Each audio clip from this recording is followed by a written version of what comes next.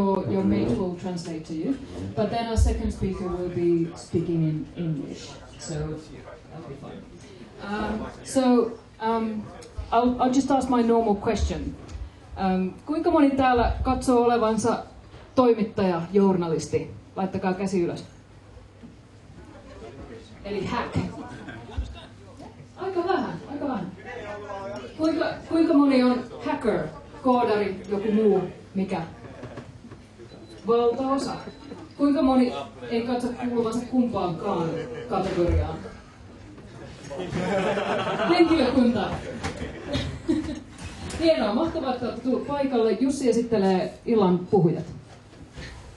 Joo, hyvä. Tervetuloa munkin puolesta vaan paikalle tosiaan. Edellinen puhuja oli siis tosiaan kirjailija Johanna Vehkonen. Mun nimi on Jussi Pullinen siis ja olen siviilissä silloin kun en ole täällä, niin on tuossa yläkerrassa Helsingin Sanomissa duunissa. Tervetuloa munkin puolesta tähän vuoden viimeiseen Hacks & Hackersiin. Ja meillä on tänään mahtava setti. Ennakkotiedoissa kerrottiin, että meillä on toisena puhujana puolustusvoimista Katarina Kandolin. Hän on valitettavasti sairastunut eikä ole tänään täällä paikalla. Mutta me aloitetaan ihan mahtavalla puheenvuorolla, joka meille tulee pitämään F-Securyn tutkimusjohtaja Mikko Hyppönen, joka ei luultavasti esittelyjä tälle salille oikeastaan kaipaa. Hän puhuu haittaohjelmista valtioiden käytössä. Ja hänen jälkeensä meillä sitten tosiaan on sairastapauksen vuoksi tullut peruutus, mutta ei hätää, koska tilalla on vähintään yhtä kiinnostavaa settiä, jonka Johannes tästä vierestä esittelee. Hei vaan kaikki rakkaat ihmiset minunkin puolestani. Tosiaan meillä on puhujana Giannina, otas pitää oikein tarkistaa, Segnini, menikö, was it right, Segnini? Segnini, okei, tää ei oikein mennyt tää paikallinen mulle, mutta Costa Ricasta tutkiva journalismi, joka tekee paljon datajournalismia, ja hänen aiheena oli mun mielestä erittäin kiinnostava Zero Waste Data Cooking, right? Yeah. So we'll learn about what that means later on. Okei, ei kai tässä muuta kuin tarttukaa juomiin ja päästetään Mikko irti. Puheenvuoron jälkeen voi varmaan esittää sitten kysymyksiä ja kommentteja ja muita. Joo, anteeksi, jos ja kun haluatte twiitata täältä, niin ollaan käytetty hashtagia, joka on HHHKI. Se voi näppärästi päätellä tästä Hackers Helsingistä.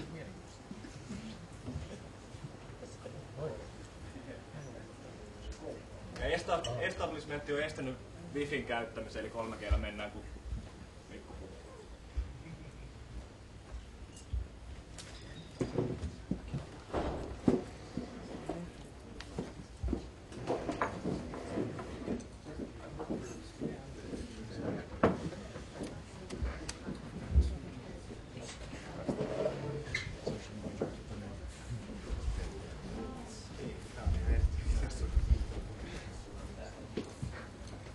Kiitoksia oikein paljon. Oikein hyvää iltaa minun puolestani. Nimi on tosiaan Mikko Hyppönen ja vietämme seuraavat pikkasen reippaat puoli tuntia. Aikaa on vähän enemmän nyt, kun Katariina joutui perumaan minun parissani. 21 vuotta on nyt mennyt minulla virusten, trojalaisten, takaporttien, roskapostin, phishingin ja muiden asioiden parissa. Mutta tässä sessiossa kavennetaan fokusta ja puhutaan nyt vain valtiollisista asioista. Ja se on ilmiö, jota en olisi osannut ennustaa lainkaan 10 vuotta. Jos joku olisi 10 vuotta sitten tullut sanomaan, että vuonna 2012 säännöllisesti nähdään haittaohjelmia, takaportteja, trojalaisia, valtiollista verkkovakoilua, valtioiden tekemiä haittaohjelmahyökkäyksiä, jopa ydinjärjestelmien tartuntoja, joten takana on vieraat valtiot, niin se olisi kyllä kuulostanut enemmän tämmöiseltä leffajuonelta kuin todellisuudelta, mutta näin tässä on todella käynyt.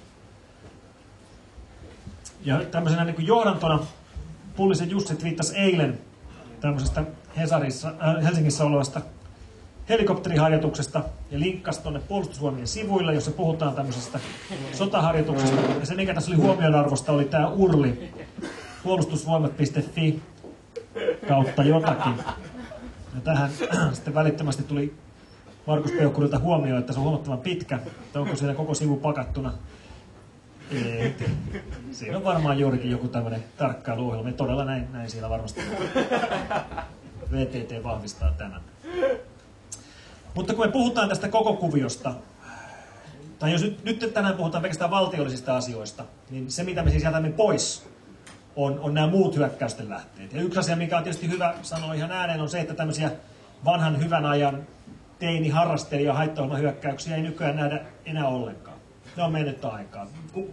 Silloin kun minä olen aloittanut virusten tutkinnan, niin tyypillinen viruksen kirjoittaja oli 15-vuotias räkänokka, joka kirjoitti niitä huvikseen.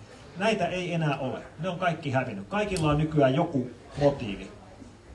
Ja siellä se tärkein ryhmä ja suurin ryhmä on rikolliset, eli rahanteko haittaohjelmilla. On se sitten pankkitrojalaisia tai lunnastrojalaisia tai luottokorttivarkkauksia tai joku muu rahantekomekanismi. Sitten on toinen ryhmä, joka on aika lähellä niitä vanhan hyvän ajan harrastelijoita, eli erinäköiset aktivistit, eli siis Anonymous, Anomuumit täällä Suomessa, tai Antisec, tai muut vastaavat ryhmittymät.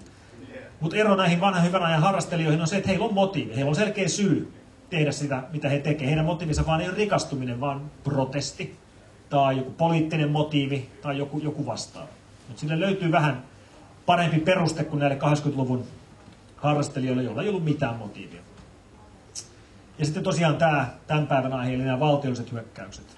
Ja noista rikollisista nyt otin yhden esimerkin, koska kaveri on tänään ollut otsikoissa. Anton Nikosevich, FBI, yhdessä Facebookin kanssa toteutti Suomen aikaa noin 24-tuntisesti operaatio, missä otettiin alas 12 maassa Jahos botnetin osia, jotka liittyy Coopface-haittaohjelmaan, joka liittyy taas tähän venäläiseen kaveriin. Rahamäärät, mitä tällä kyseisellä haittaohjelmalla on tehty, liikkuu miljoonissa tai kymmenissä miljoonissa. Eli tämä verkkorikollisten kyky tehdä hyökkäyksiä on nykyään kovin hyvä, koska heillä on varaa investoida isoja rahoja näihin haittaohjelmiinsa, ja se tekee taas sitten meidän puolustajien työstä aika vaikeaa. Aktivisteista tai haktivisteista tai anonymouksesta en myöskään puhu sen enempää, muuta kuin on hyvä huomata se, että tämä on täysin globaali liike, mikä tarkoittaa, että se on myöskin täysin tuttu ilmiö täällä meidän Suomessa. Suomessa on läjäpäin alan edustajia, niitä löytyy kyllä. Mutta sitten kun mennään pelkästään tähän valtiolliseen kuvioon, niin sekin jakautuu aika moneen eri alahaaraan. Siellä on valtiollinen vakoilu, eli valtioiden toteuttamat vakoilut, jotka tehdään kokonaan tietokoneilla tai tietojärjestelmillä tai haittaohjelmilla tai takaporteilla. Siellä ihan omana alaosanaan, mistä en aio puhua enempää, on sitten tämmöiset laitteisto-takaportit, niin kuin vaikka nyt Huaweita ja ZTEtä. Kiinassa on syytetty, että he jättävät laitteisensa tahallaan reikiä, jotta Kiinan tiedustelu tai Kiinan armeija PLA voisi hyödyntää näitä reikiä sitten tiedustelussaan. Tästä ennen kaikkea yhdysvaltalaiset kiinalaisia valmistajia syyttää. Ja huoli on siellä kova, koska nämä on hyvin suuria valmistajia. Ja vastaa, esimerkiksi Huawei-reitittimet vastaa ison osan koko internetin liikenteestä. Mutta ihan samalla tavalla voisi nyt kuvitella, että Kiinassa kannetaan huolta siitä, että jos jenkit kantaa huolta siitä, miten tämmöiset kiinalaiset teknologiafirmat on kovin lähellä Kiinan hallitusta, niin kyllä varmaan kiinalaisetkin kantaa huolta siitä, miten yhdysvaltalaiset teknologiafirmat, niin kuin vaikka nyt Cisco ja Microsoft ja Google on kovin lähellä Yhdysvaltain hallitusta. Ja tämmöinen mielenkiintoinen havainto, minkä tein, kun jäin tätä miettimään, kaikkein tärkein piiri valmistajamaailmassa, Intel. Kävin oikein erikseen katsomassa, missä Intel tekee piirinsä, mitä meidänkin kaikkien tietokoneiden sisällä on. Ja tehdään melkein kaikki Jenkeissä. Kaikki elektroniikkavalmistus siirtyy kaukomaille, ennen kaikkea Kiinaan. Intel ei ole siirtynyt. Intelillä on 7 piiritehdasta Jenkeissä, ja sillekin varmaan on joku syy. Mutta näitä haittaohjelmien tai takaporttien avulla tehtävää toimintaa, niin siellä on tosiaan vakoilu yhtenä tärkeänä osana. Ja kun lähdetään puhumaan vakoilusta, niin on hyvä tehdä sellainen huomio, että kun puhutaan, heti kun mennään puhumaan näistä asioista, niin sellainen termi, mitä heitellään kovasti ympäri, on cyberwar. Tämä on tämmöistä verkkosotaa tai kybersotaa. No, vakoilu ei ole sota. Vakoilu on tiedustelua. Tiedustelua tehdään aina. Sitä tehdään syvän rauhan aikana, tehdään kriisin aikana, tehdään aina. Se on tietysti tärkeämpää kriisien ja sotien aikana. Mutta se, että vakoilu on siirtynyt verkkoon, ei mitenkään tarkoita sitä, että kybersodasta on tullut todellisuutta. Vakoilu ei ole sota. Mutta vakoilu on kyllä mennyt verkkoon. Ja se on ihan selvä, minkä takia vakoilu on mennyt verkkoon, koska vakoilu on tietojen keräämistä. Ja kun tietoja kerätään, niin ennen vanhaa se tarkoitti, että siis piti päästä kiinni siihen tietoon, joka oli fyysistä. Se oli paperille tulostettua tietoa, joka oli jossakin kaapeissa tai kassakaapeissa, ja siihen piti päästä fyysisesti sen luo. Ja näinhän tämä ei enää ole. Nykyään kaikki tieto on dataa tai tietokoneilla nyt ainakin tavalla tai toisella olevaa tietoa. Ja tämä tarkoittaa, että ehkä helpoin tapa päästä siihen kiinni on joku muu tapa kuin fyysisesti sinne datan luokse meneminen. Ja sitten on näitä valtiollisia hyökkäyksiä, joissa kohteena ovat valtion omat kansalaiset. Näitä nähdään ennen kaikkea Lähi-idässä ja jossain eri Aasian maissa. Eli hyvänä esimerkkinä nyt vaikka Iran, joka hyvinkin tarkasti valtiona vahtii omien kansalaistensa tekemistä ja vahtii vallankumouksellisia ihmisiä tai toisinajattelijoita. Tätä tehdään sekä ihan internetliikennettä seuraamalla että myöskin käyttämällä haittaohjelmia heidän koneettensa saastuttamiseen, jotta päästään kiinni niissä oleviin tietoihin. Mutta tätä tehdään myöskin lännessä, tehdään myöskin ihan demokraattisissa maissa. Samantapaista tapahtumaa tullaan jossain vaiheessa tekemään varmaan myöskin Suomessa. Tiedän, että Suomessa viranomaisilla on mielenkiinto tämmöisiin työkaluihin rikostutkinnan työvälineen. Ja tämähän on täysin loogista, koska jos me ajatellaan rikostutkintaa, niin jo vuosikymmeniä sitten, jos jotain henkilöä epäiltiin rikoksesta ja rikos oli tarpeeksi vakava, niin hänen puhelimensa pantiin kuunteluun. Eli siis ennen vanhaa lankalinja pantiin kuunteluun. Oikeuden päätöksellä operaattori pistää sen, kytkeä sen eri pöytään kiinni ja rupeaa seuraamaan puheluita. No, kun siirryttiin kännykkäverkkoihin, niin tästä tuli arkipäivää. Kännykkäpuheluita kuunnellaan nykyään koko ajan Suomessa oikeuden päätöksellä. Ja viimeisen reilun 5 vuoden ajan on myöskin kuunneltu internetyhteyksiä. Eli jos jotain henkilöä epäillään rikoksesta, niin operaattori, Sonera tai Elisa tai Velho tai kuka onkaan, oikeuden päätöksellä pistää kyseisen henkilön internetliittymän kuunteluun ja nauhoittaa kaiken verkkoliikenteen, kaikki sähköpostit, kaikki surffaukset ja näin edelleen. Mutta tämmöinen nauhoittaminen on yhä vähemmän hyödyllistä viranomaisille, koska ihmisten liikenne on yhä enemmän salattua.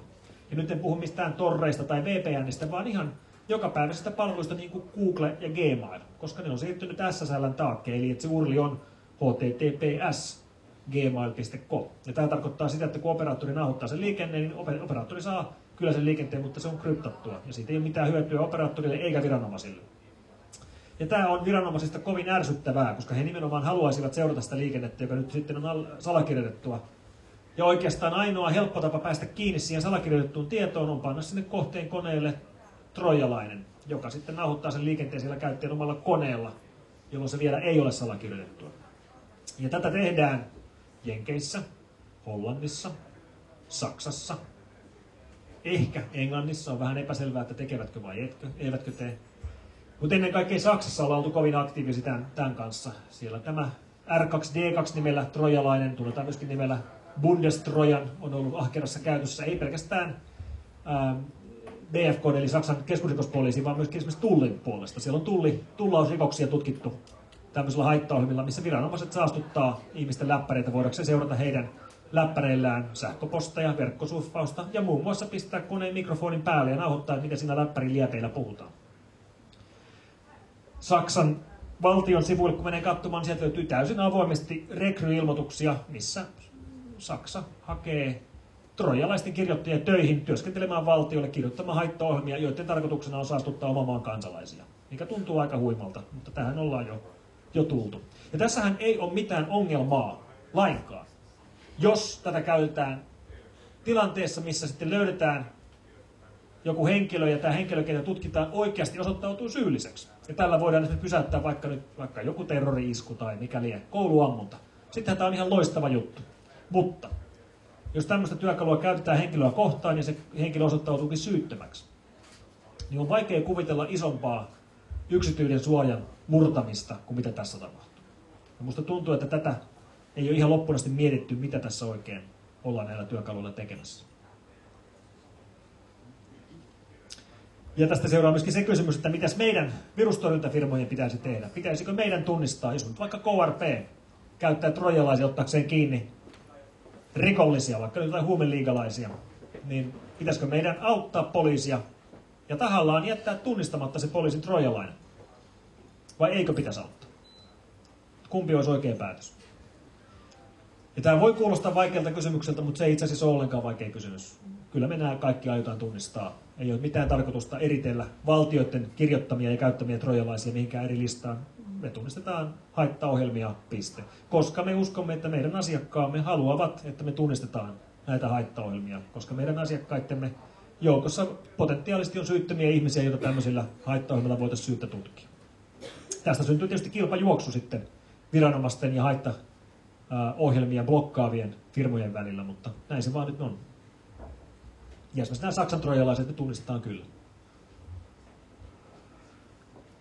Mutta sitten kun mennään tähän valtiolliseen vakoiluun, niin kuin sanoin, tilanne on kovin erinäköinen. Sitten kohteena onkin vieraan valtion kansalaisia, vieraan valtion yrityksiä, vieraan valtion julkishallinto. Ensimmäiset haittaohjelmilla tehdyt vakoilukeisit, mitä meillä tutkittiin, niin oli vuonna 2005. Ihan ensimmäinen keissi, muistan hyvin, oli Ruotsissa. Ruotsalainen iso puolustusvälinen valmistaja, meidän asiakas. Sieltä tuli näyte, sieltä tuli säännöllisesti näytteitä erinäköisistä viruksista ja madoista. Siihen aikaan sähköpostimadot oli vielä iso ongelma. Yleensä ne oli sähköpostimatoja, mitkä oli vain sattumalta päätynyt heille. Mutta sitten tuli yhtenä päivänä näyte, mitä me ei oltu koskaan nähty ennen. Ikinä missään. Ja se oli vähän outoa, koska yleensä kun joku asiakas lähettää näytteen, niin se ei ole ensimmäinen, mihin se on päätynyt. Mutta tämä oli ensimmäinen. Ja tutkittiin. Ja mikä vielä yllättävämpää, seuraavien päivienkään aikana ei saatu mistään muualta näytettä siitä samasta. Se oli ainoa paikka, mistä näyteohjelma tuli. Ainoa paikka, mistä tuli näytettä tästä haittaohjelmasta, joka oli poikkeuksellista. Yleensä se leviää. Ja leviää vähän laajemminkin. Jolloin me kyseltiin asiakkaalta lisää, että miten tämä oikein teille tuli. Ja he selittivät, että se tuli aika kumma, että se tuli sähköpostin liitteenä, joo, mutta se oli ruotsinkielinen sähköposti. Ja se tuli yhdeltä meidän asiakkaalta. Ja kun asiakkaan kanssa on puhunut, niin se asiakas ei ollut lähettänyt sitä itse, mutta se oli kuitenkin hänen osoitteestaan tullut. Ja siinä puhuttiin ihan oikeista projekteista ja mainittiin ihmisten nimiä ja projektien nimiä ja liitteenä oli Wordin dokumentti. Ja siinä Wordin dokumentissa oli myöskin ruotsinkielistä sisältöä. Mutta kun sen dokumentin avasi, niin siellä oli exploitti, joka kaatoi Wordin, otti sen koneen haltuun, tiputti sinne trojalaisen ja sen jälkeen se kone oli ulkopuolisen hallinnassa. Se koneen haltuun ottanut hyökkääjä pystyi pääsemään kiinni kaikkiin dokumentteihin, mitä siinä koneessa oli, plus kaikkiin dokumentteihin, mihin tämä käyttäjä heidän lähiverkossaan pääsi. Ja tämä on ihan perus vakoiluhyökkäys, mitä me nähdään edelleen tänä päivänäkin. 7 vuotta myöhemmin tämä on edelleen se peruskaava. Eli kohteelle tulee hyökkäys, joka on alusta asti suunniteltu vain tätä yhtä kohdetta ajatellen. Kohteena ei ole kukaan muu. Saattaa olla yksi ihminen yhdessä firmassa, jota varten erikseen kirjoitetaan haittaohjelma, erikseen lähetetään sähköposti, josta tehdään hyvin luonteva. Eli tosiaan käytetään paikallista kieltä, spuffataan se jonkun tutun nimiin, asiakkaan, kollegan, kaverin nimiin. Ja tämmöinen viesti menee erittäin hyvin läpi. Vastaanottaja kyllä uskoo, että se on aito viesti, kun se on jonkun tutun lähettämä ja puhuu tosiaan reaalimaailman asioista, mitkä hänelle on tuttuja. Ja nämä dokumentit, joita näissä sähköposteissa lähetellään, niin vaihtelee paljon, mutta yleensä ne on aika teknisiä, eli jotenkin yrittää vakuuttaa sen vastaanottaja, että se on ihan oikea ja aito dokumentti. Esimerkiksi nyt vaikka tässä erästä toista puolustusvälinen valmistajaa kohtaan tehdyssä hyökkäyksessä nähty dokumentti, joka on tämmöinen tekninen speksi virtamuuntajien toiminnoista, joita jossain laitteissa pitää käyttää. Ei ole mulle mitenkään tuttu aihe, mutta varmaan vastaanottajalle ihan täysin relevantti tekninen speksi. Tai Excel-listoja, ihmisten nimiä, puhelinnumeroita, osoitteita. Tässä oli olympialaisten alla nähtiin yksi hyökkäys, missä kohdeorganisaatio lähetettiin olympialaisten alustava aikataulu, mutta siinä dokumentissa, joka oli tässä tapauksessa PDF, oli sitten rikkinäinen fontti, joka kaatoi Adobe Reader, joka otti sen koneen haltuun. Tässä on Mantech, yksi Jenkkien suurempia puolustusvälinen valmistajia. Heitä vastaan tehty hyökkäys, jossa sisäisesti HR:n nimissä, HR:n käyttämää sähköpostiosoitetta käyttää, lähetettiin henkilökunnalle tämmöinen työntekijätyytyväisyyskysely. Hyvin tyypillinen posti. Ihmiset kyllä avaa sen, mutta tässäkin dokumentissa oli trojalainen mukana.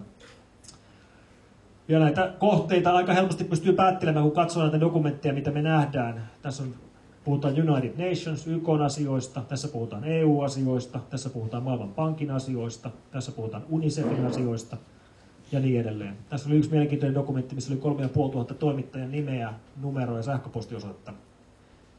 eri puolta maailmaa. En itse asiassa katsonut, oliko suomalaisia, mutta pitäisi varmaan katsoa.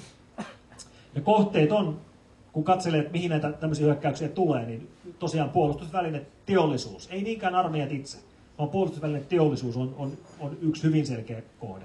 Sitten on julkishallinto. Esimerkiksi EU-parlamentti on ollut tämmöisten hyökkäysten kohteena uudelleen ja uudelleen. Ja sitten kolmantena ryhmänä, selkeästi omana ryhmänään, on erinäköiset voittoa tavoittelemattomat ihmisoikeusjärjestöt. Käytännössä aina Kiinan vähemmistöjä puolustavien ihmisoikeusjärjestöjen operaatiot eri puolilla maailmaa, mukaan lukien täällä Suomessa. Eli Tiibetin vapauttamista ajavat järjestöt, Falun Gongia tai Falun Dafaa puolustavat järjestöt, uiguurien asiaa ajavat järjestöt, Taiwanin itsenäistymistä ajavat järjestöt, nämä on kohteena yhä uudelleen ja uudelleen. Ja tämä on se syy, minkä takia näissä tämän tyyppisissä tapauksissa niin helposti aina osoitellaan Kiinaan sormilla. Nämä tulee kaikki Kiinasta. Ja kyllä niistä iso osa varmaan tuleekin Kiinasta. Ja varmaan löytyy linkkejä sitten sekä tiedustelu- että PLA-operaatioihin siellä. Luultavasti siinä käytetään välikäsiä, jotka mitä semmoista ihan suoraan liikkeen näiden välillä ei pysty muodostamaan. Ja myöskin herää kysymys, että jos näitä hyökkäyksiä nähdään näin paljon, niin tuleeko se kaikki oikeasti Kiinasta vai onko osa vaan sen näköisiä, että tulee Kiinasta? Eli jos vaikka minä tekisin tämmöisen hyökkäyksen, niin kyllä minäkin huolehtisin siitä, että siellä olisi kaiken näköisiä pikkuvinkkejä, että se näyttäisi kiinalaiselta. Luodaan ne hyökkäysdokumentit kiinankielisellä Wordillä, jolla se näyttää, että se on tehty Kiinassa. Ja pannaan Kiinan aikavyöhykkeet kaikkiin faileihin. Ja pannaan se serveri, minne datat lähetetään jonnekin Pekingiin. Tämähän on helppo tehdä ja jäljet kyllä näyttää sen jälkeen siltä, että sinne Kiinaan menee, vaikka ei välttämättä menekään. Mutta sitten löytyy tämmöisiä vähän syvempiä aihetodisteita Kiinasta näihin vakoilukeisseihin. Toissa vuonna Nobelin rauhanpalkinnon sai kiinalainen Liu Xiaobo. Nythän tänä vuonna rauhanpalkinto tuli eilen EUlle, mutta toissa vuonna se oli tämä kaveri, kiinalainen toisen ajattelija, joka kuuluisasti ei päässyt itse nautamaan rauhanpalkintoa, koska hän on edelleen kotiarestissa Kiinassa. Kiinan valtio syvästi protestoi tätä vastaan. Muun muassa Suomen hallitus muistaakseni sai kirjeen, jossa erikseen kiellettiin, että Suomi ei saa osallistua tähän palkinnon jakamistilaisuuteen, koska se loukkaa Kiinaa. Ja tämä on sikäli mielenkiintoinen keissi, että reilu viikko sen jälkeen, kun tämä oli julkaistu, että Liu Xiaobo tulee voittamaan rauhanpalkinnon, niin tuonne Nobelin rauhanpalkinnon web-sivuille, eli tälle sivustolle nobelpeaceprize.org murtauduttiin. Sinne murtauduttiin ulkopuolelta. Sitä sivua ei mitenkään näkyvästi muokattu, sinne ainoastaan pantiin yksi ylimääräinen rivi JavaScriptia, josta seurasi se, että kuka tahansa kävijä, joka kävi tuolla sivulla Firefox-selaimella, niin riippumatta siitä, että oliko hänellä kaikki päivitykset ja kaikki turvajärjestelmät ja kaikki virustorjunat kunnossa, niin jokainen Firefox-käyttäjä sai koneelleen takaportin käymällä tuolla Nobelin sivuilla. Kyseessä oli 0 päivän reikä, johon ei ollut mitään pysäytystä sillä hetkellä. Se hyökkäys ehti olla siellä sivuilla pari päivää, minkä jälkeen tämän sivuston ylläpitäjistä yksi kaveri huomasi tämän hyökkäyksen, tutki tapauksen, putsasi saitin, pisti varoitukset pihalle, purki sen haittaohjelman, teki oikein hyvää työtä tämän tapahtuman purkamisen eteen. Itse asiassa hän teki niin hyvää työtä, että kiitokseksi hänet kutsuttiin Nobelin rauhanpalkinnon jakamistilaisuuteen. Tai tarkemmin sanoen, hän sai sähköpostin, missä hänet kutsuttiin Nobelin rauhanpalkinnon jakamistilaisuuteen. Lähettäjänä Oslo Freedom Foundationin toiminnanjohtaja, New Yorkista käsin toimiva kaveri, jonka nimi on Alex Gladstein, joka lähetti hänelle onnittelusähköpostin, jonka liitteenä oli kutsu sinne tilaisuuteen. Ja mä soitin tuolle Alexille ja keskustelin hänen kanssaan, ja hän vahvisti kyllä, että toi on hänen sähköpostiosoitteensa, toi on hänen signaturensa. Ei, hän ei ole lähettänyt tämmöistä sähköpostia. Ja kyllä, tämä on ihan oikea kutsu ihan oikeaan jakotilaisuuteen. Mutta tässä dokumentissa on PDF-exploitti, joka tiputtaa takaportin, kun sitä yrittää lukea. Ja nyt jää vähän ilmaan leijumaan, että millä taholla olisi niin kuin mielenkiintoa tehdä tämmöinen hyökkäys. Et kauhean paljon vaihtoehtoja ei jää jäljellä. Ja sitten vielä yksi mielenkiintoinen keissi näihin servereihin liittyen, eli kun nämä varastaa tietoja, niin niiden pitää aina lähettää se jonnekin. Ja nämä palvelimet, mihin se varastettu tieto lähtee, niin se on helppo jäljittää. Tässä oli yksi tapaus, jota tutkittiin tuolla Dell Secureworksillä, jossa näitä palvelimia, mihin tämä tieto lähti, niin niitä oli kymmenkunta eri puolella maailmaa. Niitä oli monta Jenkeissä, sitten oli yksi Tanskassa, yksi Japanissa, yksi Indonesiassa. Mikään ei viittaa Kiinaan. Mutta kaverini Joe Stewart tutki tämän keissin, niin hän katsoi näitä servereitä vähän tarkemmin ja löytyi sieltä tämmöisen luovan tavan aikaansaada tämmöisen virheilmoituksen näiltä palvelimilta, jolloin hän sai tietoa siitä, että mitä nämä palvelimet oikein teki. Ja näillä kaikilla palvelimilla pyöri proxy, eli välitysohjelmisto, HTRAN-niminen kiinalainen proxy, joka ottaa sinne tulevan datan ja lähettää sen eteenpäin. Ja sitten hieman luovasti kaatain nämä palvelimet, Joe sai selville, että minne nämä palvelimet lähettää sen tiedon eteenpäin. Ja se tanskalainen palvelin lähetti kaikki tietonsa eteenpäin IP-osoitteeseen, joka oli Manner-Kiinassa, japanilainen palvelin toiseen IP-osoitteeseen Manner-Kiinassa ja Washingtonin palvelin kolmanteen IP-osoitteeseen Manner-Kiinassa ja kaikki muut palvelimet johonkin näistä 3 osoitteesta. Eli kaikki se tieto meni mutkan kautta Kiinaan. Näennäisesti jonnekin muualle, mutta se todellisuudessa Kiinaan. Mutta eihän tämäkään mitään todista, koska voihan se olla, että se menee sieltä Kiinasta sitten vielä eteenpäin. Mutta nämä on niitä syitä, minkä takia Kiinaa näissä usein osoitellaan. Ja reilu vuosi sitten keväällä Kiinan valtiollinen televisiokanava 7, CCTV7, kanava, ympärivuorokautinen TV-kanava, joka keskittyy maanviljelykseen ja puolustusvoimiin. Kyllä. Julkaisi dokumentin Cyberstorm is Rising. Kybermyrsky on nousemassa. En osaa Kiinaa, en tiedä mitä se on kiinaksi. Puolen tunnin propagandadokumentti, jossa 2 everstiä selittää hyvinkin tarkkaan, että mitä tämä verkkohyökkäykset oikein tarkoittaa ja miten Kiinan kansantasavalta on valmis puolustamaan kansalaisiaan läntistä aggressiota vastaan, vaikka nämä tulee tämmöisillä uusilla kybermenetelmillä. Ja tämä on hyvin vauhdikkaasti leikattu dokumentti, siinä on paljon koneita ja koodia pyörii näytöille ja ihmisiä on näppäimistön ääressä ja reitittimet vilkkuu ja tämmöistä tyypillistä niin kuin aika vauhdikasta toimintaa. Mutta se mikä tässä on erityisen mielenkiintoista on, se on ihan pikkuinen klipsi jossain siellä 17 minuutin kohdalla, jossa näkyy muutaman hetken ajan, juurikin tuossa, tietokoneen näyttö. Ja me uskotaan, että tämä klipsi päätyi tänne dokumenttiin vahingossa. Eli siinä vaiheessa, kun tätä on leikattu kasaan, niin kukaan ei vain ymmärtänyt tämän klipsin merkitystä. Siinä näkyy tuommoinen Windows-tietokone, jonka näytöllä näkyy hetken aikaa tuommoinen Windows-ohjelmisto. Ja kun nuo tekstit tuosta kääntää, niin ylhäällä lukee Copyright People's Liberation Army. Sitten siinä lukee sen alla, että valitse kohde. Ja sen jälkeen siinä lukee kohde ja IP-osoite, sitten tuossa napeissa lukee, että cancel tai hyökkää. Ja kun me nähdään, että toi hiiri käy valitsemassa yhden kohteen ja painaa tätä hyökkää nappia, niin jos tuon IP-osoitteen resolvoi, niin tuo IP-osoite on fyysisesti jenkeissä. Ja jos jotain tälleen niin voisi kutsua savuavaksi aseeksi. Ja ehkä tässä kaikkein savuavin osio oli se, että kun me tämä huomattiin tästä, tietenkin saman tien sitten kirjoittiin meidän blogiin, pieni juttu, niin 2 päivää myöhemmin se video hävisi sieltä CCTV7 sivuilta, eikä ole tullut takaisin. Luultavasti se oli vahinko, että tuo klipsi oli siellä. Mutta ei tämäkään nyt mitään kovin kummosta toimintaa vielä ole, kun lähdetään sitten puhumaan tämmöisestä oikeasta offensiivitoiminnasta, josta meillä on itse asiassa hyvin vähän esimerkkejä.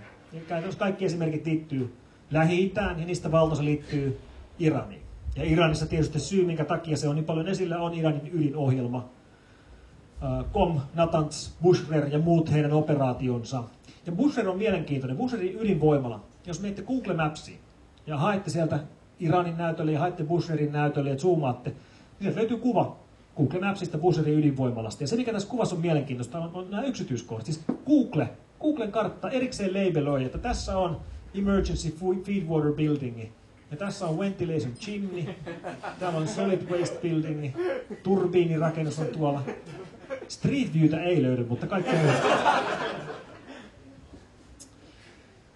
No, kun Stuxnet löydettiin 2009, niin meillä kesti jonkun aikaa ymmärtää, että mistä oikein on kysymys. Aika kauankin aikaa. Sitä tutkittiin yhdessä. Käytännössä kaikki virustorjuntafirmat istuivat samalla mailing-listalla, purkista eri puolilla maailmaa ja jakotietoja. Meillä Suomessa, CEAlla, Australiassa, Symantecilla, Kaliforniassa ja niin edelleen. Suurimman osan näistä merkittävistä löydöistä teki Liam O'Murphy, silloin CEAn työntekijä Australiassa. Ja kun hän lopulta ymmärti, kun me ymmärrettiin, että tämä kohdistuu automaatiojärjestelmiin ja kohdistuu Siemensin PLC-purkkeihin ja että tämä luultavasti kohdistuu Iraniin, niin hän postasi sinne mailing-listalle semmoisen aika kylmäävän viestin. Muistan vieläkin, kun luin sen viestin, kun hän kirjoitti sinne, että tämä kundit nyt hyvin selvästi näyttää siltä, että tämä hyökkää Irania vastaan ja tämä yrittää tehdä jotain automaatiojärjestelmän muutoksia ja tämä on aika kova juttu. Ja hän nyt haluaa varmuuden vuoksi sanoa ääneen nyt kaikille täällä mailing-listalla, meitä oli siinä 30-40 jätkää, että hänellä ei koskaan ollut eläissään minkäänlaisia itsetuhoisia ajatuksia. En halua sanoa sen vaan varmuuden vuoksi ääneen tässä, että jos hänet löydetään sitten jostakin, niin hän ei tehnyt sitä itse. Mutta Liam edelleen voi oikein hyvin nyt 3 vuotta myöhemmin, ei mitään käynyt. Mutta se tavallaan kuvastaa sitä paranoiaa, mikä meilläkin oli niin kuin turvafirmojen piirissä, kun tajuttiin, että tämä on niin kuin oikeasti valtiollinen hyökkäys, tämä oikeasti kohdistuu ydinjärjestelmiin, tämä tekee asioita, mitä ei ole koskaan aikaisemmin nähty. Ja pelkästään kun nähtiin se vaikeustaso, että siis tämä ei ole mikään rivihaittaohjelma, tämä on ollut miljoonaluokan operaatio, tässä on ollut läjittäin äijiä tekemässä tätä työkseen pitkiä aikoja. Paljon monimutkaisempaa kuin mitä on koskaan nähty. Sen jälkeen on nähty monimutkaisempia samaan operaatioon liittyviä muita haittaohjelmia, kuten Flame, joka on merkittävästi vielä monimutkaisempi kuin Stuxnet.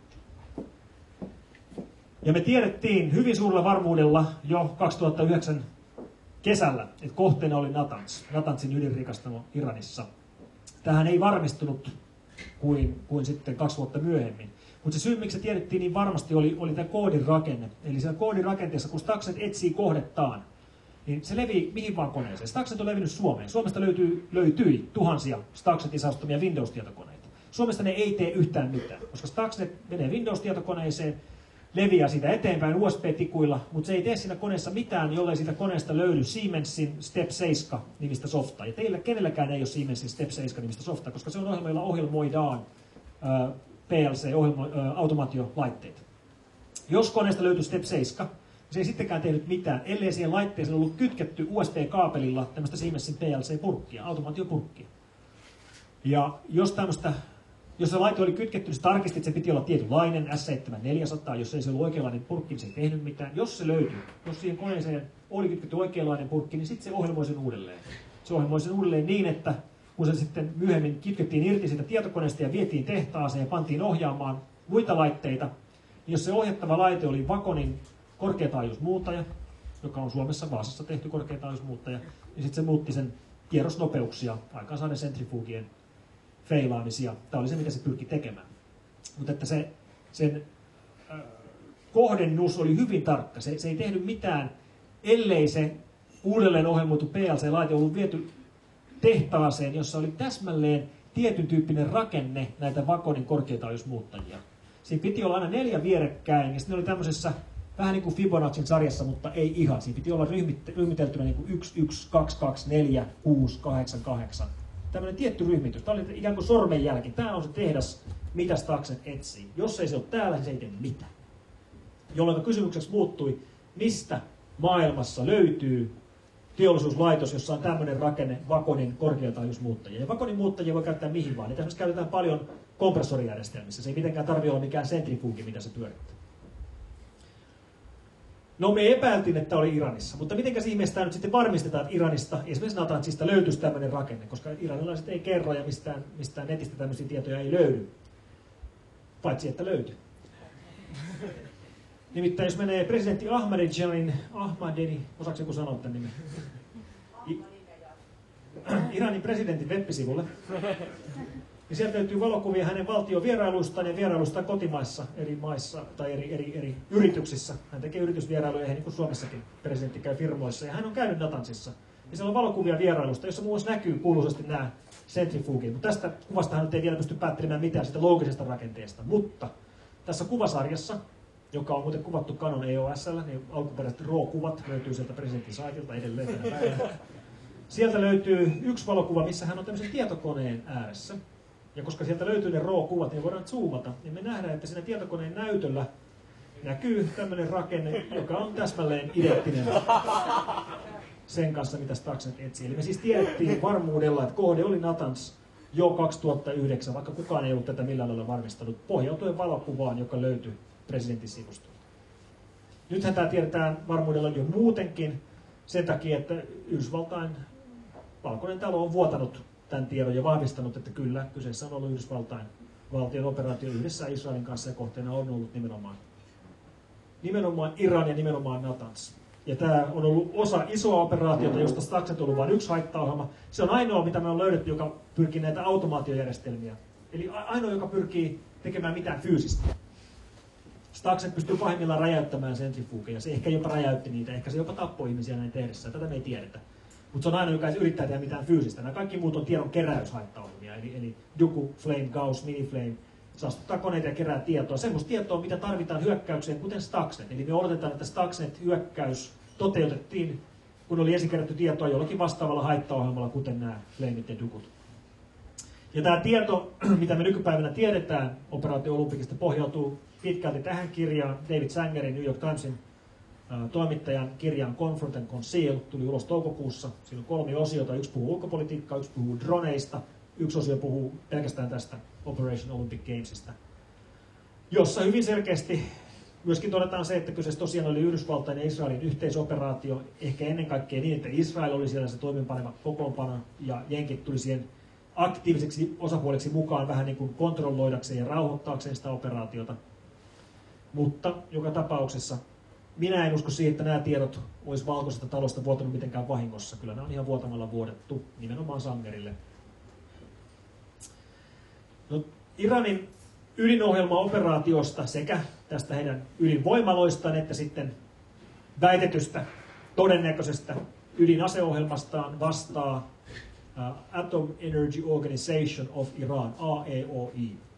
Ja tämä organisaatio ei ole mulle mitenkään erityisen tuttu, mutta mä sain sieltä sähköpostia nyt heinäkuussa. Sieltä lähetti mulle sähköposti yksi tämmöinen ydintutkija, ja hän ilmoitti, että heillä on taas uusi hyökkäys käynnissä, ja hän haluaa kertoa koko maailmalle, että tämmöinen on taas käynnissä. Ja lähetteli sitä erinäköisiä yksityiskohtia, mukaan lukien semmoisen yksityiskohdan, että se mitä ne saastuneet työasemat tekee, on, että rupeaa soittamaan AC/DC Thunderstruckia omia aikojaan. Ja tähän nyt kuulostaa aika ufolta, että minkä takia se tekisi näin. Niin joo, tosiaan tässä on tärkeä typo. Se väittää meille, että tämmöinen amerikkalainen AC/DC, mutta sehän on australialainen bändi. Joka tapauksessa meillä ei ole mitään todistetta, että näin olisi oikeasti käynyt. Se, mitä kyllä tapahtuu, on, että tämä meille tuli oikeasti sieltä AEOIsta, ja mä vaihdoin sähköpostia hänen kanssaan edes takaisin, ja ne meille todella tuli sieltä.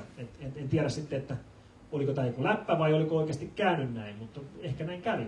Koska yksi teoria, minkä takia hyökkääjä tekisi tämmöisen hyökkäyksen, missä hän ikään kuin tulee esiin ja näyttää kohteelle olevansa siellä, olisi se, että hyökkääjä on jo tehnyt mitä halusi, ja nyt hän haluaa vain näyttää rivityöntekijöille, että teidän IT ei osaa mitään. Teidän IT-turvajätkät ei pysty suojelemaan teidän koneita, mikä on ilmiselvää, jos koneet soittaa AC/DC. Mutta tätä me ei todella tuosta varmuudella sanoa, mutta se mikä tuossa oli mielenkiintoista oli, että 4 viikkoa tämän sähköpostikirjeenvaihdon jälkeen löydettiin Gauss, joka liittyy Stuxnetiin ja Flameen, siellä on yhtenäistä koodia. Ja Gauss salakirjoittaa kaiken verkkoliikenteensä käyttäen 16-bittistä XORia, eli käytännössä 4 merkillä. Ja ne 4 merkkiä, joilla Gauss salaa verkkoliikenteensä, ovat A, C, D, C.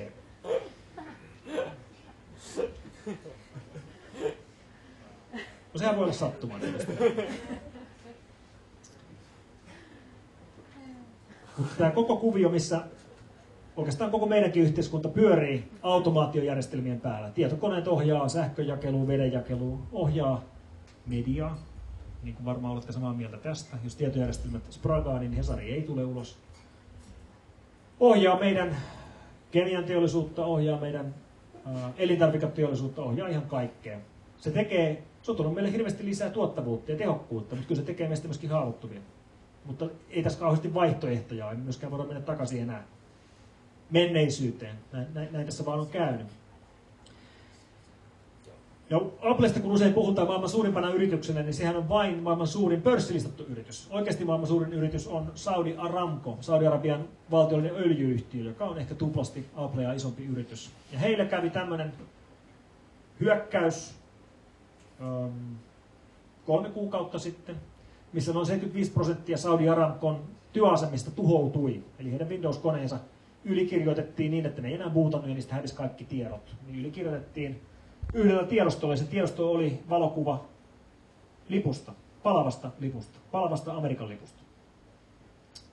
Saudi Aramcon tuotanto seisahtui, heidän koko operaationsa oli vähän aikaa alhaalla, ovat nyt toipuneet.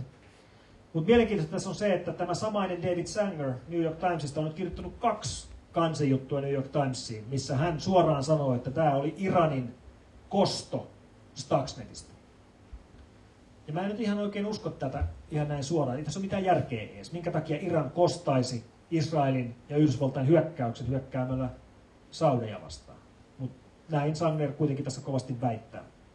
Täällä on jonkunnäköistä peliä siellä on selvästi menossa tuolla taustalla. Se, että kuka tämän hyökkäyksen oikeasti teki, niin sitä en tiedä. Farsi News, Iranin vapaa lainausmerkeissä lehdistö, julkaisi viime yönä uutisen, missä ne ilmoitti, että Pentagon teki tämän hyökkäyksen. Ei sekään nyt tullut kauhean loogiselta. Mutta niin kuin sanoin, kaikkein monimutkaisin näistä valtiollisista haittaohjelmista, mitä on koskaan nähty, on Flame. Se on yksi suurimmista haittaohjelmista, mitä on koskaan nähty. Siinä on huimia yksityiskohtia. Kun se saastuttaa käyttäjän koneen, niin se kerää sieltä tietoja, sitten se läpikäy käyttäjän Dropbox-jaot, kerää sieltä dokumentit, sitten se läpikäy verkkolevy. Ja jos on vähänkin isompi verkkolevy, niin sieltä ei voi millään viedä kaikkia dokumentteja, kun siinä on liikaa dokumentteja. Voitte kuvitella, että teidän verkosta ei millään voisi varastaa kaikkia dokumentteja, kun niitä on liikaa. Ei meiltäkään. Niinpä se läpikäy tämmöiset verkkolevyt ja ottaa sieltä tämmöisiä näytteitä. Se ottaa dokumenteista muutaman lauseen, Excelistä yhden sheetin, PowerPoint-esityksestä yhden slaidin, pakkaa ne, käyttää omaa pakkauskonettaan, pistää ne SQL-tietokantaan ja sitten lähettää ne tiedot hyökkääjälle jonnekin päin jenkkeen.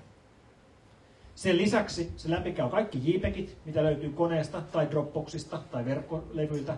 Se ei varasta niitä kuvia, vaan se ottaa niistä ainoastaan GPS-koordinaatit, jolloin voidaan päätellä, että missä nämä kohteet liikkuu, koska missä päin ottaa valokuvia, niin sieltä päin löytyy koordinaatteja näistä valokuvista. Sen jälkeen se ottaa Bluetoothin kautta yhteyden kaikkiin kännyköihin, mitä siinä saastuneen Windows-läppärin liepeillä on. Tukee nokialaisia, Androidia, iPhonea. Kerää sieltä puhelinluettelon siitä saastuneesta, tai niistä kännyköistä. Kännykät ei saastu, se ottaa Bluetoothin kautta sen puhelinluettelon, pistää sinne SQL-kantaansa ja lähettää jenkkeen. Sitten sen lisäksi, kun miettii, miten tämä leviää, niin se leviää naamioituen Windowsin päivityspalvelimeksi. Jos teidän verkossanne olisi ollut yksikin Flamein saastuttama kone, niin joka ainoa teidän Windows-koneistanne olisi saastunut. Ja siihen ei olisi auttanut yhtään mikään. Ei kerta kaikkiaan mikään. Mun kone olisi saastunut. Jos mun Windows-kone olisi ollut samassa verkossa Flamein kanssa, niin mun Windows-kone olisi saastunut. Mikä on aika huimaa, koska se olisi tullut Windows-päivityksenä, se valahteli olevansa Windowsin päivityspalvelin. Mutta tämmöinen ei toimi, koska aina kun tulee päivitys, niin sitä ei hyväksytä, ellei se ole Microsoftin allekirjoittama. Ainoa ongelma tässä oli se, että tämä Flamein päivitys oli Microsoftin allekirjoittama. Ja Microsoft ei tietenkään ollut allekirjoittanut sitä itse, vaan tämä allekirjoitus oli väärennetty. Ja tämmöisen allekirjoituksen väärentäminen ei ole helppo temppu. Se ei ole ollenkaan helppo temppu. Se vaatii maailmanluokan kryptograafeja, vaatii tohtoritason matemaatikkoja, vaatii supertietokoneita. Niin tehokkaita supertietokoneita, että esimerkiksi Suomella ei varmaan ole semmoista. Eli tämä hyökkäys vaikeustasoltaan on ollut ihan käsittämättömän kova.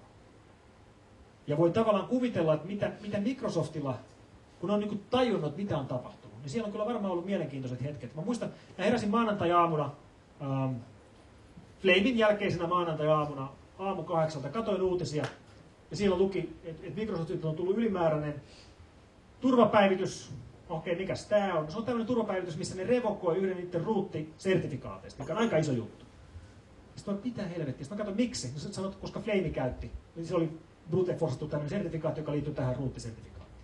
Sitten mä olisin katsoa, että hetkinen, mihin aikaan tämä päivitys oikein tuli? Se oli julkaistu aamu 4 Seattlen aikaa. Aamu 4 sunnuntai, maanantai yönä Seattlen aikaa. Sitten mä olisin katsomaan, että missä kaikki mun Microsoft-kaverit on. Kaikki mailing-listat, kaikki mun sähköpostit, kaikki Twitterit, kaikki blogit. Kaikki oli ollut täysin hiljaa torstaista asti. Ei yhtään mitään kommunikaatiota. Se on varmaan torstaina löydetty. Sitten on ollut täydessä radiohiljaisuudessa sunnuntai- maanantai-aamuun asti, kunnes se sai päivityksen pihalle. Ja mä en tiedä, mitä Microsoftilla on tapahtunut silloin torstaina, kun ne on tajunnut tämän. Mutta kun on, että heidän tärkein verkkonsa, heidän Microsoft Update-verkko, jossa on kiinni 900 miljoonaa maksavaa asiakasta, niin tämä on murrettu. Ja se, joka sen on murtanut, on heidän oma hallituksensa. Niin siellä on varmaan ollut aika jännät keskustelut. Ja mä voisin hyvin kuvitella, että tämä on sen verran jo iso juttu, että siellä on ollut tämmöinen konferenssipuhelu, jossa on ollut osanottajina veikkaan Steve Ballmer, Bill Gates, Barack Obama, ehkä pari muuta jannua. Sitten on käyty tämmöinen keskustelu, että Mr. President, would you please, could you please stop? Jotain tällaista. Koska samaan aikaan tietysti luultavasti Yhdysvaltain hallitus on Microsoftin suurin yksittäinen asiakas. Tämä on todella kyllä niin kuin mielenkiintoinen kuvio, mitä tuolla kaiken tämän takana pelataan. Ja iso osa tästä näihin liittyvästä operaatiosta vuotaa julkisuuteen, kun katsoo, että mitä rekrymarkkinoilla näkyy. Ennen kaikkea Jenkeissä, mutta myöskin muualla päin maailmaa. Katsoo, että mitä armeijat rekrytoi, mitä tiedusteluorganisaatiot rekrytoi, ennen kaikkea mitä valmistajat rekrytoi. Tässä on SAIC, maailman 7. suurin puolustusvälinen valmistaja.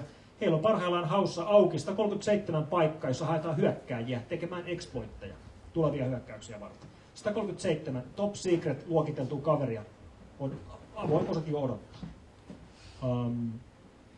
Northrop Grummanilla 80 positioa auki, top secret luokitelluille jannuille tekemään hyökkäyksiä.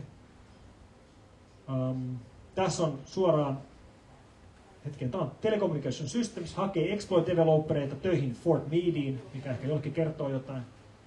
Toisaalta sieltä löytyy ihan suoraan myöskin NSA itse, tässä on nsa.gov-sivulta, haetaan CNO-operaatioihin, eli Computer Network Operations, hyökkäysnörttejä. Ja tässä General Dynamics hakee kundeja tekemään top secret luokituksella exploitteja kohteena Android, BlackBerry, iPhone ja iPad. Valitettavasti Windows Phone ei ole heillä enää kiiperissä. Mutta on tämäkin aika huimaa. Ei pelkästään se, että miten nämä niin tiedot vuotaa rekryjen kautta, vaan myöskin se, että tämä oikeasti on käynnissä. Tämmöinen arms race on kyllä niin lähtenyt liikkeelle. Josta voidaan sitten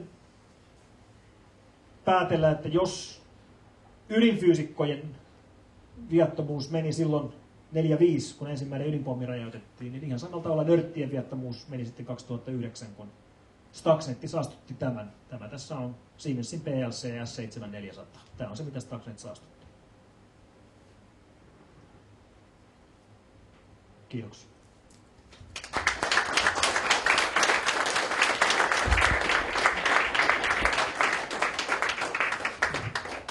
Kiitos Mikko. Mahtava esitys ja varmaan satoja kysymyksiä kysyttävänä.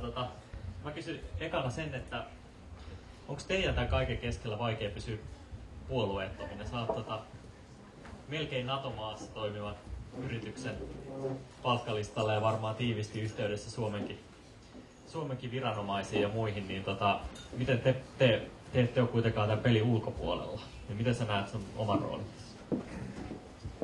No ihan ensimmäinen asia tietysti on se, että tämmöiset ilmiöt aikaansaa organisaatioissa levottomuutta ja ne kaipaa enemmän turvaa, mikä tarkoittaa, että meillä on enemmän bisnestä, mikä on aika raadollista, mutta näin se oikeasti on. Ja se on meille ehkä vähän nurinkurisesti kyllä, niin se on aika kiitollinen tilanne, koska nyt sitten ajatellaan jotain kriittistä organisaatiota, joka on oikeasti huolissaan tämmöisistä hyökkäyksistä, niin heillä niin kuin vaihtoehto, että mistä haluaa ostaa turvaa. Haluatko ostaa Jenkeistä? Vai haluatko ostaa Kiinasta? Vai haluatko ostaa tuolta Itäblokin maista? Vai haluatko ostaa Suomesta, joka on maailman vähiten korruptoitunein maa ja hyvinkin riippumaton. Ja tämä on näkynyt meillä tämmöisenä kysyntänä, että Suomi koetaan niin kuin hyvänä paikkana ostaa turvaa. Ja tietysti me ollaan samaa mieltä. Mielellään me tietysti turvaa toimitetaan. Mutta kyllä tämä myöskin tuo semmoisia mielikuvia, että sitten jos ja kun tulee uusia isoja kriisejä, niin kyllä niin kuin virustorjuntafirmat ja turvafirmat on niin kuin pelinappaloina mukana siinä. Ennen kaikkea Kaspersky Moskovasta on ollut hyvin aktiivinen näiden jenkkihyökkäysten etsimäisessä ja purkamisessa ja julkaisemisessa. Ja no, jos nyt tätä vähänkin miettii, niin en pitäisi mitenkään, olisi täysin loogista, että esimerkiksi jenkkitiedustelu pyrkisi soluttautumaan sinne ja keräämään tietoa sieltä tai jollakin tavalla olemaan sitten jonkinnäköisessä toimintakynnessä heitä vastaan, jos tarve tulisi. Kyllä sitten tämmöinen ilmiö on tullut.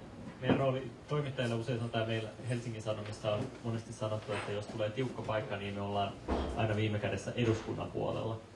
Mutta jos tulee tiukka paikka, niin oletteko te viime kädessä sitten Suomen puolella? No ei tästä tietenkään mitään julkilausumaa tai päätöstä ole, kun firma on kansainvälinen ja firma on pörssiyritys. Mutta kyllä nyt aika suomalainen firma silti ollaan. Et näin. Hyvä. Mitäs varmasti muilla on tosi paljon kysymyksiä. Tää sieltä. Kuka eka? Johanneksella on ensimmäinen. Moi, hei, tosi hyvää räppiä, kiitos. Tämä oli erittäin kiinnostavaa. Mulla tuli mieleen itse asiassa tästä äskeisestä kommentista tuli ekana mieleen, että onko siellä rekrytoinnissa niin tämä otetaanko huomioon jo, että teillekin voi tulla tyyppejä, jotka on itse asiassa kahdella motivaatiolla töitä tekemässä. Joo, kyllä tämä on huomioitu ja se on yhtälö, koska mekin palkataan paljon ihmisiä eri puolilla maailmaa. Meillä on 22 konttoria ja meidän suurin labra on Helsingissä, mutta toiseksi suurin on Kuala Lumpurissa. On se vaikea. Suomessa kaikki rekrytoitavat käy Supon kautta, mutta ei se nyt paljon. Suomalaiset henkilöt kyllä saa sieltä sekattua, mutta ulkomaiset on vähän vaikeaa. Joo, se on ihan oikein ongelma. Itse asiassa Suposta sitten hyvä loikka siihen. Teettekö te niin julkilaustusten yhteistyötä Puolustusvoimien tai Supon kanssa niin tämmöisissä asioissa? Tai ikään kuin suoraan konsultoitte tai pyytääkö he teiltä niin virka-apuhengissä? Kyllä tehdään. Kyllä tehdään. Oikeastaan kaikkien Suomen viranomaisten kanssa tehdään tosi paljon. Et osa siitä on ihan, niin kuin, esimerkiksi Viestintäviraston kanssa meillä on yhteistyösopimus ja näin. Mutta sitten muut viranomaispelurit joko toimittaa meille näytteitä, ja meidän tietysti vastaanotetaan näytteitä keneltä vaan, mistä vaan mielellään, mutta monet näistä keisistä on semmoisia, että ne on tosi kiinnostavia ja ne halutaan meillä tutkia. Sitten meillä on tietysti paljon asiakkaita Suomessa. Suomessa on aika selvä, että meillä on aika vahva markkinaosuus julkishallinnon puolella.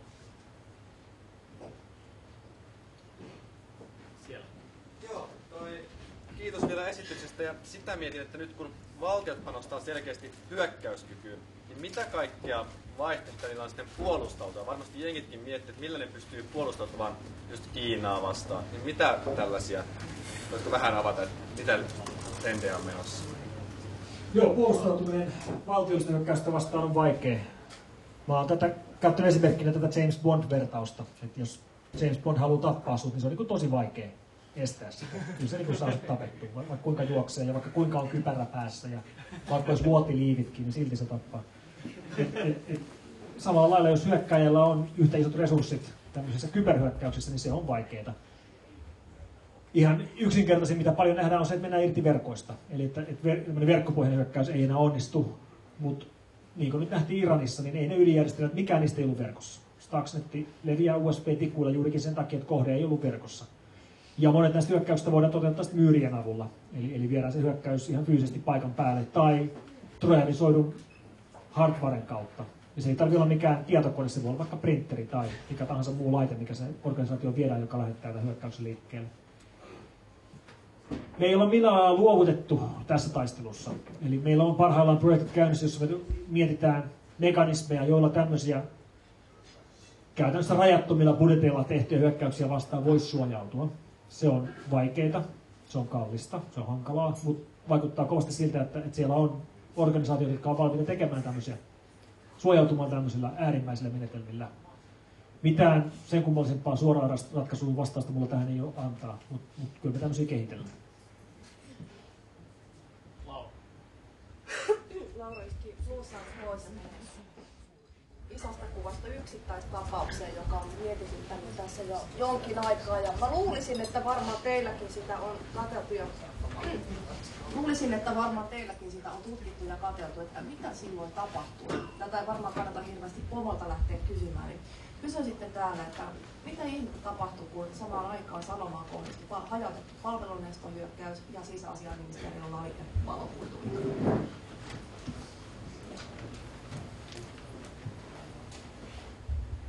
Sisäasiainministeriöllä oli valokuitun vika ja Hesarilla oli reitittimet mutkalla. Mä olin itse silloin jossakin offsitella pelkän kännykän päässä, että mä en pysty silloin paikan päällä sitä seuraamaan. Enkä itse jälkikäteen käynyt katsonut kauhean tarkkaan, mitä siellä tapahtui. Mut mun niin katsomatta mitään faktojen tuudelleen, niin mun mielikuva kyllä on se, että ei siellä mitään ihmeellistä tapahtu. Siellä oli hyökkäyksiä, mutta hyökkäyksiä näkyy koko ajan. Ja Hesarin sen hetkinen systeemi ei ollut mitenkään erityisen tehokkaasti suojattu tämmöisiä hyökkäyksiä vastaan. Ja tämmöisen DDoS-hyökkäyksen blokkaaminen, sehän on niin kuin tylsää ja kallista ja hankalaa. Ei sitä kukaan tee, jos ei ole pakko.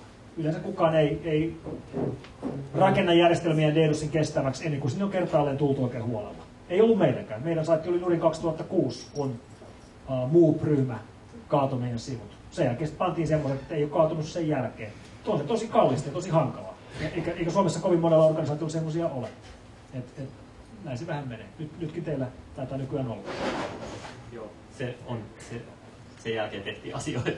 Mutta voisin kysyä tässä välissä, että miten sä näet on tulevaisuuden tuossa Economistissa olikohan se viikko sitten, taisi olla iso juttu siitä, missä ikään kuin asiantuntijat ja ikään kuin hyvin autoratiivisella äänellä ilmoitettiin, että näitä uhkia on ikään kuin liioiteltu, että tämä kyberturvallisuus on tärkeää, mutta se ei ole niin tärkeää kuin moni muu asia.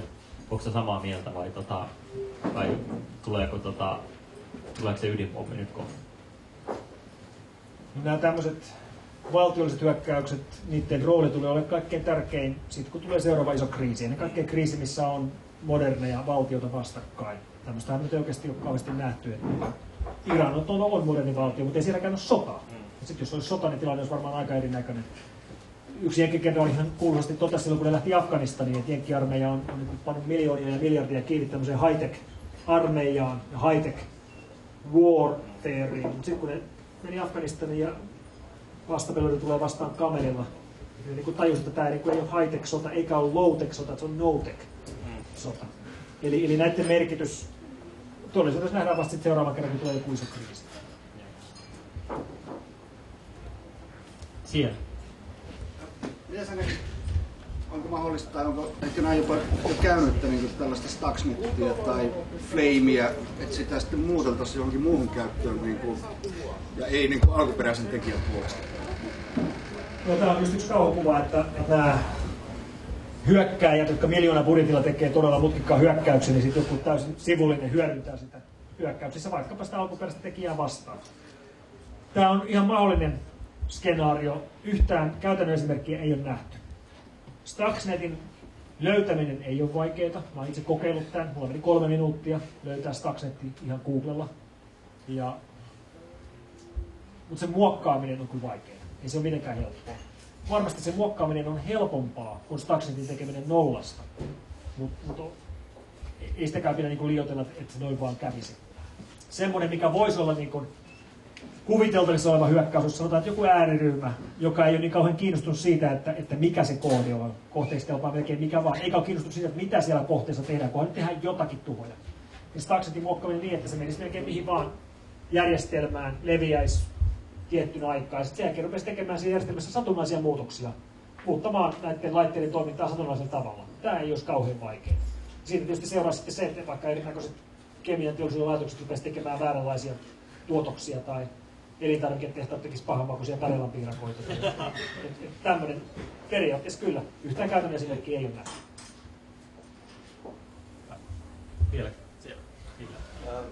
Nyt esitutkintalain uudistuksen yhteydessä niin poliisille tuli muun muassa oikeus disabloida niin tietoturvajärjestelmät, mutta mä olettaisin, että Suomessa varmaan hirveästi sellaista jo käytössä. Mitä veikkaat, jos poliisi ostaa tiedolta tällaisen järjestelmän, niin mitä tulee tapahtumaan? Tiedolta tai vastaavalta vakiotoimittajilta, mistä nyt yleensä Suomessa ostetaan julkiset järjestelmät. Niin... Tähän on helppo vasta. Siitä tulee, kun Frame oli kuullut suurin ohjelma, mitä on nähty, niin siitä tulee vielä suurempi ohjelma.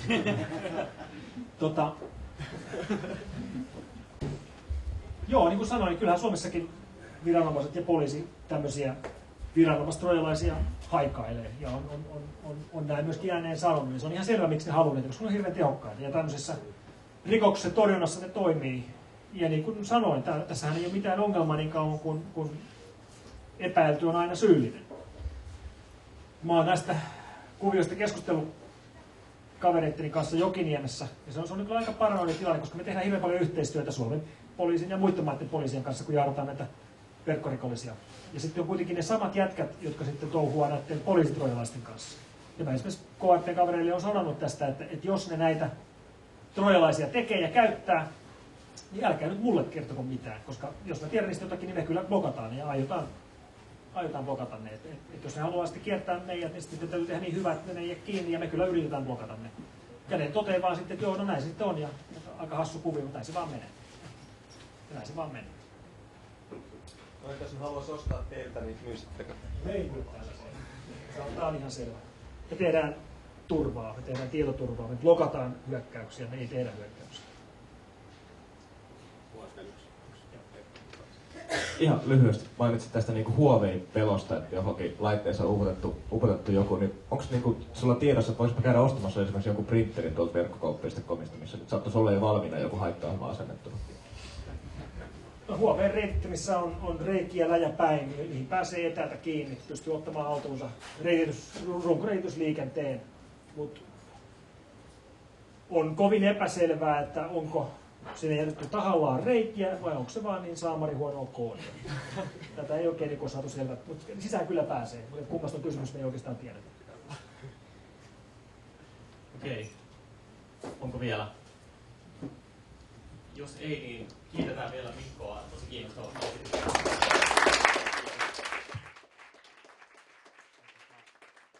Haetaan uudet juomat ja sen jälkeen toinen kiinnostava.